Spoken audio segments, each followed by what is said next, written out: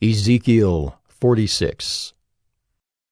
Thus says the Lord God, The gate of the inner court that faces east shall be shut on the 6 working days, but on the Sabbath day it shall be opened, and on the day of the new moon it shall be opened. The prince shall enter by the vestibule of the gate from outside, and shall take his stand by the post of the gate.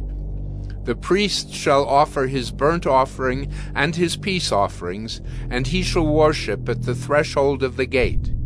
Then he shall go out, but the gate shall not be shut until evening. The people of the land shall bow down at the entrance of that gate before the Lord on the Sabbaths and on the new moons. The burnt offering that the prince offers to the Lord on the Sabbath day shall be 6 lambs without blemish, and a ram without blemish.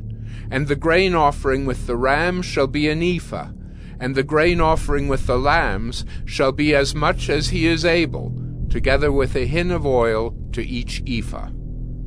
On the day of the new moon he shall offer a bull from the herd without blemish, and 6 lambs and a ram, which shall be without blemish.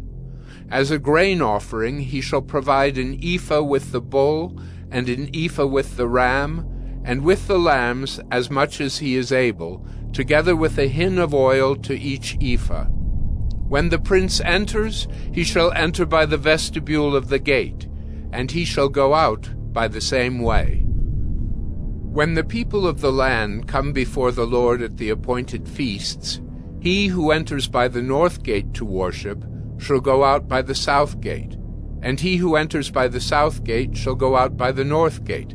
No one shall return by way of the gate by which he entered, but each shall go out straight ahead. When they enter, the prince shall enter with them, and when they go out, he shall go out.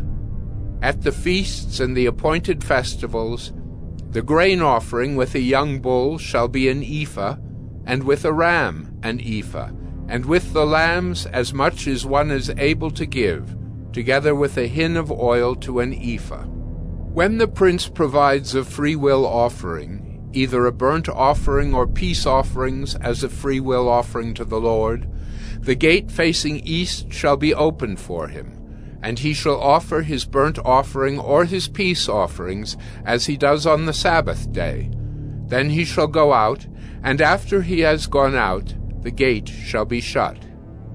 You shall provide a lamb a year old without blemish for a burnt offering to the Lord daily. Morning by morning you shall provide it. And you shall provide a grain offering with it morning by morning, 1/6 of an ephah, and 1/3 of a hin of oil to moisten the flour, as a grain offering to the Lord. This is a perpetual statute.